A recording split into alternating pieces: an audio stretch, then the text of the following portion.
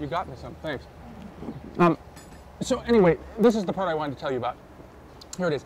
So Lacan concludes that the function of the erectile organ is equitable to the square root of -1, the symbol of the signification produced above of the jouissance it imparts, by the coefficient of its statement to the function of the missing signifier 1.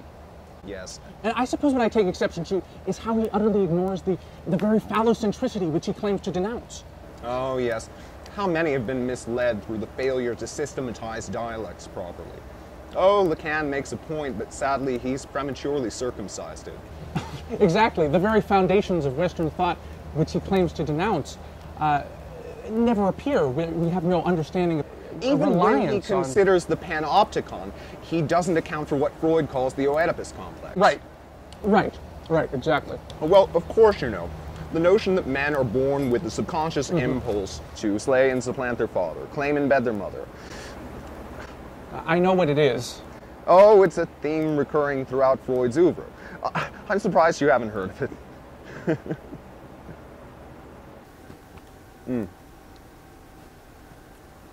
Why so quiet? Nothing. You know, it's interesting that you mentioned the panopticon. I've been talking with Professor Hines lately about my senior thesis. I want to investigate how Foucault is informed by panopticon as the notion of state as ultimate viewer in post-capitalist era. What do you think? Of course, Foucault can teach us as much about the Soviets as the lion can the gazelle. Well, okay then. How do you think we address the phallocentricity? If you examine Foucault's response to Chomsky in the debate, there's clearly reliance on state as ultimate perceiver. A clear reliance on state as the ultimate perceiver. Are you even listening to yourself? Foucault is a Marxist at root, with the heart of a Freudian disciple. And you're talking about Freud in this day and age without your tongue planted firmly in your cheek? Alfie, that tongue should be buried so deeply in your cheek, it's poking out. It's rented a car. It's headed to the Hamptons. And I hope it brings back some crab cakes because they're just wonderful. Well, what do you think the panopticon reveals about phallocentricity, if not the reliance on the res patria? To me, it implies a reciprocity as found in Heidegger's model of economic relapse. But Foucault says class is inherently absurd. Marx uses the term the submaterialist paradigm of discourse to denote that... Oh, Marx again. That old chestnut to pick of a boho idealist revenant that just can't be exercised. Egalitarian hopes may be the end of us. All right, no Marx.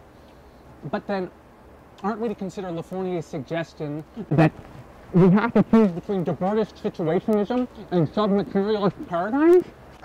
That begs to question what the nature of reality is.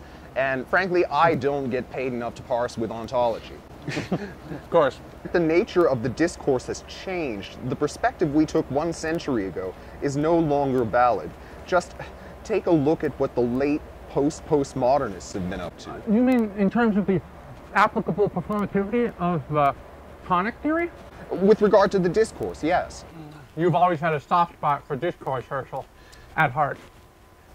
Oh, hello, doggy. Is that a Jack Russell? No, Herschel. I think that's a Jack Sumensch. That's Sinhalese for cute and for long life.